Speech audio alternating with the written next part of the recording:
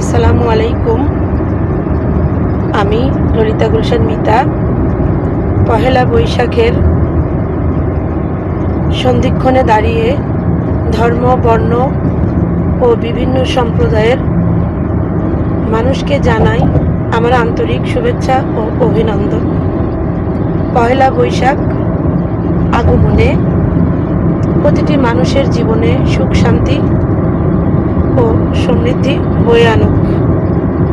পয়লা বৈশাখ গ্রাম বাংলার ঐতিহ্য ও আমাদের সংস্কৃতির অনন্য প্রতীক। তাই এই দিনে আমরা একে অপরের প্রতি সকল প্রকার ভেদাভেদ ভুলে গিয়ে শ্রদ্ধাবোধ ও আন্তরিকতা যেন আমরা একে অপরের প্রতি প্রকাশ করি।